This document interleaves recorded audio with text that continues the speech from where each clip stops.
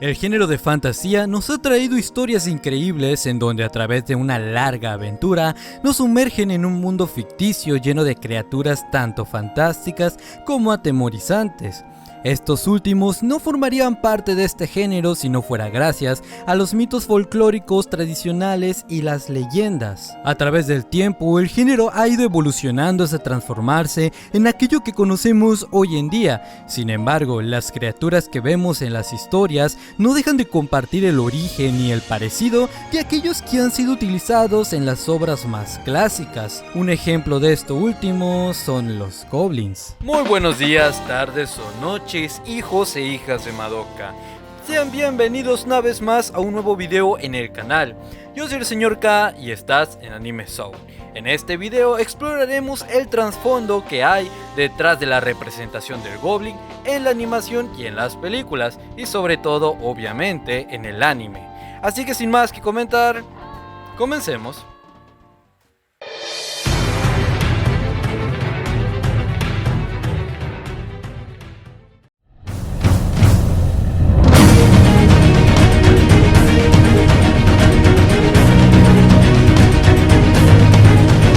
Antes de comenzar a hablar del anime, hablemos de algo mucho más común.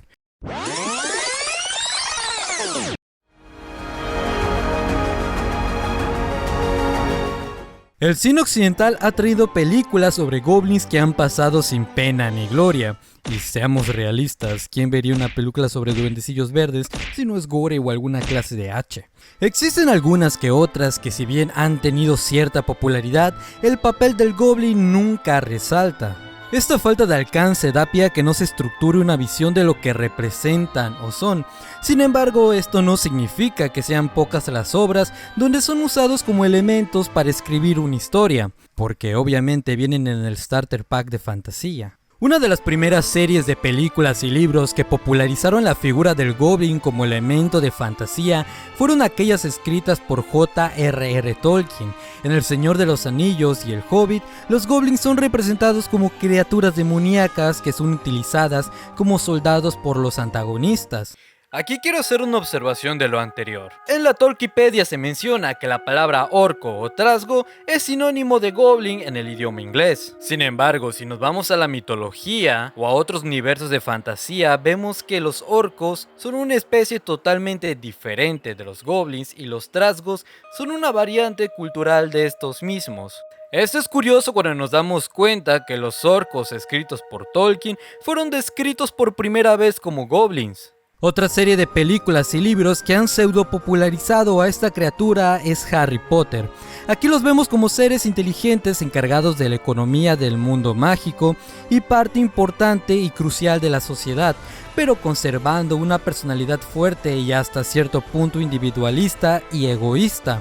Su aspecto se aleja un poco del usualmente descrito en obras y su rol en la sociedad aparentemente normal es un elemento que en ese momento no se había visto. Los extremos en los que se han representado a los goblins nos habla de una evolución adaptativa a las necesidades del mundo que se escribe. Sin embargo, siempre comparten alguna que otra característica que nos hace decir, pues sí, es un goblin. Las películas de terror igualmente han utilizado la imagen de este ser mitológico para causar miedo por su aspecto y el cómo y dónde aparecen. Curiosamente, son este tipo de representaciones las más apegadas a las historias mitológicas que los describen. Hasta aquí podríamos decir que el occidente ha jugado con la propia imagen del goblin para potenciar las características intrínsecas de la propia obra que nos presentan y con ello potenciar las emociones que quiere transmitir al espectador. Pero, ¿qué ocurre cuando hablamos de anime? ¿Acaso ocurre lo mismo?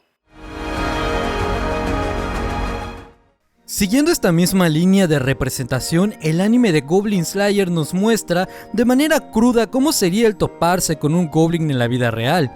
Su representación toma puntos importantes de la mitología al retratarlos como criaturas con cierta inteligencia, así como la forma que tienen de reproducirse, su maduración y su breve pero importante relación jerárquica con otros tipos de goblins y especies cercanos a la suya como los orcos. Si bien todo apunta a que esas criaturas son sinónimo de maldad, lo cierto es que el anime también nos ha regalado una visión diferente de estos seres a través de obras como Overlord o el Isekai del Slime, que por cierto se me olvida su nombre, así que lo voy a llamar Isekai del Slime. A diferencia de todo lo anterior mencionado, estas obras nos permiten ver una cara diferente de la moneda, pues nos presentan goblins mucho más humanos, inclusive mucho más de los que Harry Potter nos enseña, pues a diferencia de estos, podemos ver que en sus respectivos animes cuentan con diferentes facetas y expresan múltiples emociones a lo largo de los episodios, cosa que solo podemos apreciar en aquellas historias que nos dejen ver un poco del protagonismo de estos seres. Los medios audiovisuales tienden a clasificar y a representar a los goblins en dos categorías.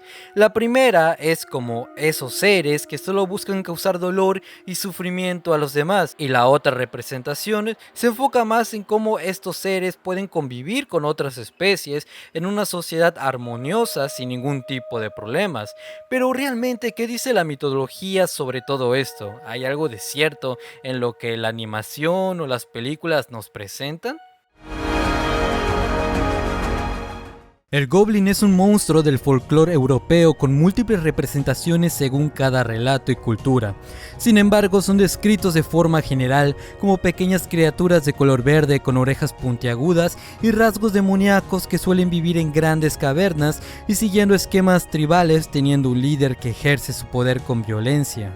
Estos seres suelen estar enemistados con los elfos y humanos, a quienes suelen atacar constantemente a través de diferentes estrategias, ya que debido a su tamaño y fuerza tienden a optar por atacar sirviéndose de su ingenio. Los humanos los ven como una amenaza, ya que sus sociedades se caracterizan por tener una naturaleza violenta y por su capacidad de reproducirse con mujeres humanas, que todos aquellos que hemos visto Goblin Slayer o alguna H medieval sabemos lo que esto significa.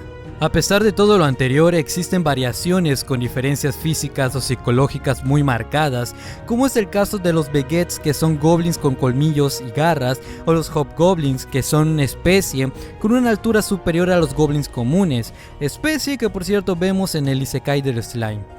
La historia de fantasía clásica y épica nos dan a conocer un poco mejor estas variantes a través de sus historias, como son los Red Caps, una especie de goblin que pintaba su gorra con la sangre de sus víctimas. Las leyendas cuentan que fueron especialmente comunes en la frontera entre Escocia e Inglaterra, y a pesar de los intentos por erradicarlos, se dice que aún continúan viviendo en los castillos abandonados, depredando a todo viajero que pase por el lugar. Por el otro lado, también se hace alusión a goblins de naturaleza amable. El cuento del Goblin Benevolente habla de cómo uno de ellos le proporcionaba alimento y bebida a los viajeros cansados y que por mano de la propia codicia del hombre nunca se le volvió a ver. De hecho, todo esto explicaría perfectamente el por qué existen tantas diferencias entre las distintas versiones presentadas en películas, libros y series. Con esto podemos ver que tanto el anime como las películas representan de manera bastante fiel las diferentes versiones de goblins que se pueden encontrar en leyendas, mitos o cuentos. Aquello que varía entre animes o entre obras es la intensidad en cómo las características de estos seres son representadas, y sin importar qué tan diferentes sean de sus versiones originales, siempre tienden a significar dos cosas, ya sea la visión que se tiene de aquellas personas crueles desde los ojos de otros, o cómo nos dejamos llevar más por la apariencia que por los propios actos, o al menos así es como yo lo interpreto. No hay que ser un genio para darse cuenta que mucho de lo que la fantasía moderna nos ofrece con respecto a esas criaturas derivan en gran parte de las leyendas y mitos provenientes de la fantasía clásica que se solían usar para dar lecciones o contar historias. Si bien hay marcadas diferencias entre una y otra, como son que la fantasía moderna divide el mundo entre un lugar fantasioso y uno real, como lo hacen la mayoría de isekais actuales, o que la fantasía clásica se encuentra plenamente arraigada a las criaturas de leyendas y mitos, negándose la oportunidad de crear nuevas especies, siempre nos traen la oportunidad de descansar de la agitada realidad que para muchos y que personalmente para mí es muy pesada. Muchas gracias por quedarte hasta el final del video. No te olvides de suscribirte si te ha gustado este desmadre y seguirme en mis otras redes sociales que subo contenido prácticamente diario. No me quiero ir sin antes recordarte que estás en Animesor y que nos vemos hasta el próximo video.